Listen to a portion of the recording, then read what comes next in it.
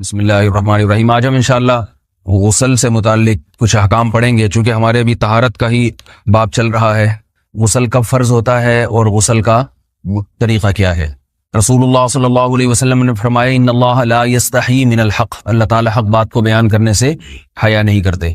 تو غسل کے جو مسائل ہیں ان میں بھی بعض دفعہ کچھ ایسی باتیں آتی ہیں جو بظاہر حیا کے خلاف ہیں، لیکن علم کی ایک بات ہے، سیکھنے اور سکھانے میں حیا اگر کریں گے تو پھر ظاہر ہے ساری زندگی جاہل ہی رہے گا انسان۔ اور غسل کے مسائل سیکھنا اس لیے ضروری ہے کہ غسل جب فرض ہوتا ہے تو جب تک مکمل غسل نہ ہو آپ کی نماز ادا نہیں ہوتی۔ رسول اللہ صلی اللہ علیہ وسلم نے فرمایا الماء من الماء، حدیث ہے کہ غسل فرض ہوتا ہے خواہش نفس کے ساتھ جسم سے منی خارج ہونے سے۔ مرد پہ غسل کب فرض ہوگا؟ جب اس کے جسم سے شہوت کے ساتھ منی خارج ہو۔ منی بالکل سفید رنگ کی چیز ہے، ایک ہوتی ہے مزی۔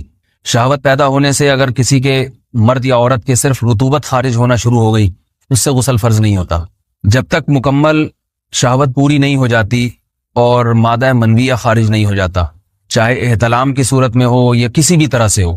مردوں کے ساتھ چونکہ یہ بہت زیادہ ہوتا ہے، نائٹ فال کی صورت میں مردوں پر غسل کی یہ صورت بہت زیادہ فرض ہوتی ہے۔ جیسے ہی بلوغت ہوتی ہے تو احتلام شروع ہو جاتا ہے، ہفتے میں 1 دفعہ 2 دفعہ 3 دفعہ، بعض نوجوانوں کو روزانہ بھی 2 دفعہ ہوتا ہے، جبکہ خواتین میں یہ والے غسل کی صورت بہت ہی کم ہوتی ہے کہ ان کو نائٹ فال ہو یا اس طرح سے غسل فرض ہو۔ ہزاروں میں کسی ایک عورت کے ساتھ ایسا ہوتا ہے۔ ایک صورت تو یہ ہے غسل فرض ہونے کی۔ دوسری صورت کیا ہے کہ جب انسان اپنی زوجہ کے ساتھ ملاپ کرے اور انٹرکورس ہو جائے، چاہے اس صورت میں ڈسچارج دونوں میں سے کوئی ہو یا نہ ہو، لیکن دونوں پہ غسل فرض ہو جائے گا، مرد پہ بھی اور عورت پہ بھی۔ یہ تو مردوں کے غسل کے فرض ہونے کا ہے۔ مردوں کے غسل میں ایک چیز یہ بھی ہے کہ اگر آپ نے رات کو نیند کی اور صبح آپ اٹھے اور آپ نے کپڑوں پہ نشان دیکھا، اب آپ کو یہ پتہ نہیں چل رہا کہ یہ منی کا نشان ہے یا مزی کا ہے، تو بھی آپ پر غسل کرنا فرض ہے۔ یہی سمجھا جائے گا کہ یہ آپ خواب میں ڈسچارج ہوئے ہیں۔ عورت پر جو غسل فرض ہوتا ہے ایک اور صورت میں ہوتا ہے کہ جب خواتین کو ایام آنا بند ہو جاتے ہیں، حیض یا نفاس سے جب پاک ہو جائیں تو بھی ان پہ غسل فرض ہے۔ یہ تو غسل کی فرضیت سے متعلق احکام تھے۔ کچھ چیزیں ایسی ہیں جن میں غسل سنت ہے، فرض نہیں ہے۔ جمعہ کے دن غسل کرنا رسول اللہ صلی اللہ علیہ وسلم نے بہت زیادہ تاکید کی ہے۔ سنت کی 2 قسمیں ہیں، سنت مؤکدہ اور سنت غیر مؤکدہ۔ مؤکدہ وہ ہوتی ہیں کہ جن کو چھوڑنے کا اگر کوئی معمول بنا لے تو گناہ کا خطرہ ہے اور ایسا شخص قابل ملامت ہے، اسے شریعت ملامت کرتی ہے، برا بھلا کہتی ہے۔ تو غسل سنت مؤکدہ ہے، ہفتے میں 1 مرتبہ، چاہے جمعے کے دن ہو یا کسی بھی دن ہو۔ جو مسلمان ہفتے میں 1 دفعہ بھی نہیں نہاتا، وہ کتنا ہی نیٹ کلین ہو، مگر شریعت کی نظر میں وہ قابل ملامت ہے، اسے تانے دینے چاہیے کہ شرم نہیں آتی ہو مسلمان مگر رہتے ہو بھنگیوں اور چماروں کی طرح۔ ملامت تو اسی کو کہتے ہیں نا۔ اس کی دلیل رسول اللہ صلی اللہ علیہ وسلم نے فرمایا، صحیح حدیث ہے، حق علی کل مسلم ان یغتسل کل اسبوع مرۃ، کہ ہر مسلمان پر لازم ہے کہ وہ ہفتے میں کم از کم 1 مرتبہ غسل کرے۔ ہر مسلمان پر لازم ہے، چاہے اس پہ غسل فرض نہ بھی ہو۔ اور کس دن بہتر ہے؟ جمعہ کے دن۔ نبی صلی اللہ علیہ وسلم نے حکم دیا ہے کہ جمعے کے دن غسل کیا جائے۔ امام احمد ابن حنبل کا مذہب یہ ہے کہ جمعے کے دن غسل کرنا واجب ہے، صرف سنت نہیں ہے بلکہ واجب ہے، لیکن جمہور کا مذہب یہ ہے کہ سنت عمل ہے۔ غیر مسلم جب اسلام قبول کرتا ہے تو اس وقت بھی اس کے لیے غسل کرنا سنت ہے۔ جب ہم مردے کو نہلاتے ہیں تو جو مردے کو نہلائے اس کے لیے بھی خود غسل کرنا افضل ہے، سنت عمل ہے۔ عید کے دن غسل کرنا سنت عمل ہے۔ تو یہ وہ تمام مواقع ہیں جن میں غسل کرنا رسول اللہ صلی اللہ علیہ وسلم کی سنت ہے۔ غسل کا طریقہ کیا ہے؟ غسل میں 3 چیزیں فرض ہیں، منہ بھر کے قلی کرنا، ناک میں پانی ڈالنا کہ ناک کی جو نرم جگہ ہے یہ اچھی طرح تر ہو جائے، اور پورے جسم پہ 1 مرتبہ پانی بہا دینا کہ جسم میں بال کے برابر جگہ بھی خشک نہ رہے۔ یہ تو ہے فرض، یعنی یہ کام کسی نے کسی بھی طرح سے کر لیا تو غسل ادا ہو جائے گا، چاہے اس کی نیت غسل کی تھی یا نہیں تھی۔ کوئی آدمی چلتا ہوا جا رہا ہے، پھسل کے تالاب میں گر گیا، پورے غوطے کھا کے باہر نکلا، قلی کر لے اور ناک میں پانی ڈال لے تو غسل اس کا ادا ہو جائے گا۔ البتہ چونکہ نیت نہیں تھی لہذا غسل کا ثواب نہیں ملے گا، ثواب نیت کے بغیر نہیں ملتا انسان۔ دلائل اس کے الگ موضوع ہے کہ اس کی دلیل کیا ہے کہ بغیر نیت کے بھی غسل ہو جاتا ہے، لیکن میں نے بتایا دلائل کا سیشن نہیں ہے، اس میں پھر بات لمبی ہو جائے گی۔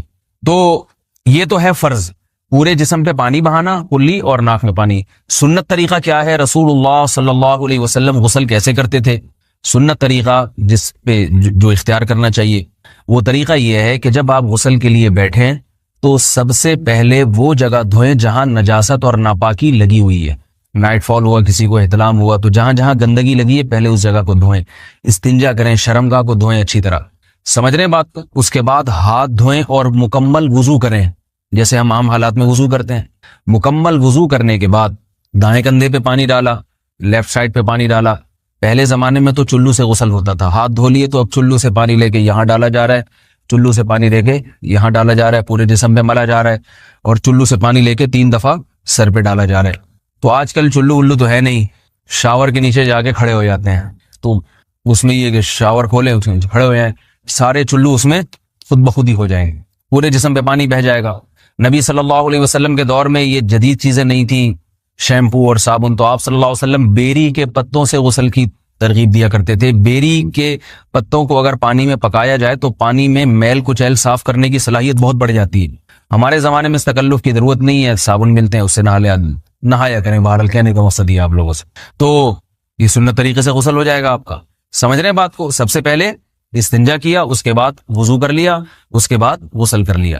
اگر کسی نے غسل میں وضو نہیں کیا اور ویسے ہی پورے جسم پہ پانی بہا دیا تو بھی اس کا وضو خود بخود ہو جائے گا. اس غسل سے وہ نماز پڑھ سکتا ہے, کیونکہ بعض لوگ غسل کرنے کے بعد دوبارہ وضو کر رہے ہوتے ہیں. اس کی ضرورت نہیں ہے, کیونکہ جب غسل کرتے ہیں تو وضو والے اعضاء تو خود بخود اس میں دھل جاتے ہیں. یہ ہے غسل کا طریقہ. وضو کیسے ٹوٹتا ہے؟ جن چیزوں سے غسل فرض ہوتا ہے ان چیزوں سے وضو تو بہرحال ٹوٹتا ہی ہے. اس کے علاوہ بھی وضو ٹوٹتا ہے. اس سے پچھلے لیکچر میں نے کچھ تفصیل بتائی تھی کہ نجاست جسم سے کہیں سے بھی خارج ہو جائے یا نجاست نکل کے بہہ پڑے. اگر قضاء حاجت کی جگہوں سے نجاست خارج ہوئی ہے تو نظر بھی آ جائے وضو ٹوٹ جائے گا, اور قضاء حاجت کے علاوہ جگہوں سے اگر نجاست خارج ہوئی ہے, خون وغیرہ ہے جیسے, تو جب تک نکل کے بہے گا نہیں تو اس وقت تک وضو نہیں ٹوٹے گا. سمجھ رہے ہیں بات کو؟ وضو کا طریقہ کیا ہے؟ سب سے پہلے دونوں ہاتھوں کو دھویا جائے, 3 دفعہ کلی کی جائے, مسواک کی جائے, 3 دفعہ ناک میں پانی ڈالا جائے, پھر پورے چہرے کو پیشانی, یہ جو ہے جہاں سے پیشانی ہماری شروع ہو رہی ہے اور تھوڑی کے نیچے تھوڑی جہاں ختم ہو رہی ہے, اور ایک کان کی لو سے دوسرے کان کی لو تک 4 اعضاء ہیں وضو میں دھونا فرض ہیں. 1 چہرہ, نمبر 2 بازو, نمبر 3 سر کا مسا, چوتھا ہی سر, اور نمبر 4 پاؤں کو دھونا. اس کی دلیل قرآن مجید کی مشہور آیت ہے فَاغْسِلُوا وُجُوهَكُمْ وَأَيْدِيَكُمْ إِلَى الْمَرَافِقِ. اللہ فرماتے ہیں ایمان والو, جب نماز کا ارادہ ہو تو اپنے چہروں کو اور اپنے ہاتھوں کو دھو, سر کا مسا کرو اور پاؤں کو ٹخنوں سمیت دھو. دھونے کا حکم ہے قرآن مجید میں. البتہ سر کے بارے میں یہ نہیں آئے پورے سر کا مسا کرو, بلکہ آ رہا ہے وَامْسَحُوا بِرُؤُوسِكُمْ. با کا لفظ ہے, با آتی ہے تبعیض کے لیے کہ سر کے بعض حصے کا مسا. اب بعض حصے کا قرآن حدیث میں کہیں تذکرہ نہیں ہے, تو اس میں فقہاء کرام کے اجتہادات ہیں. امام شافعی فرماتے ہیں تھوڑا سا بھی ٹچ کر لیا سر کو ہو جائے گا. امام ابو حنیفہ فرماتے ہیں نہیں, کم از کم 1/4 کا ہونا ضروری ہے. سب کے اپنے اپنے دلائل ہیں, ان دلائل میں نہیں جاتا. فقہ حنفی کو جو فالو کرنے والے ہیں تو ان کو چاہیے کم از کم 1/4 سر کا مسا, یہ فرض ہونے کے لیے ضروری. مگر سنت کیا ہے؟ پورے سر کا مسا. نبی صلی اللہ علیہ وسلم دونوں ہاتھوں کو بھگو کے پورے سر کا مسا کرتے تھے ایسے.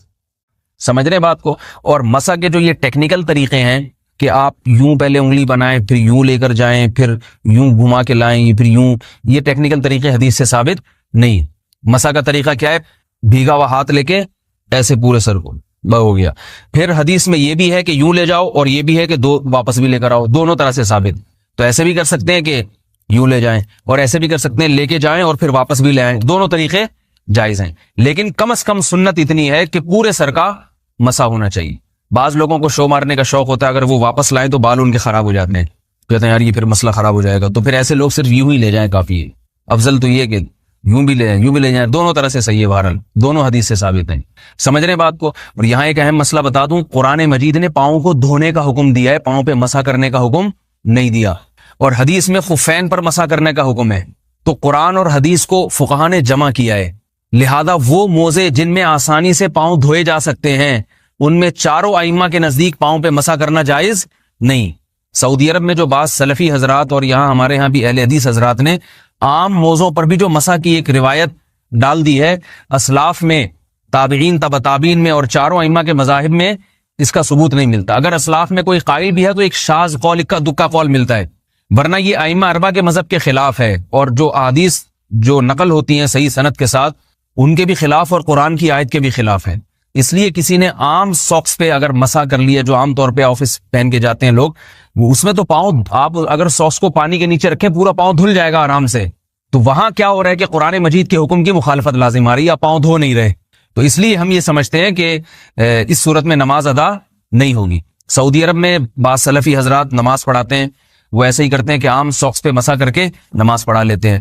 تو فتویٰ اسی پر ہے کہ ان کی اگر کسی کو یقین ہے کہ اس نے عام ساکس پہ مسا کر کے نماز پڑھائی ہے تو اس کے پیچھے نماز ادا نہیں ہوگی، کیونکہ قرآن کے مطابق اس کا وضو ہوا ہی نہیں ہے.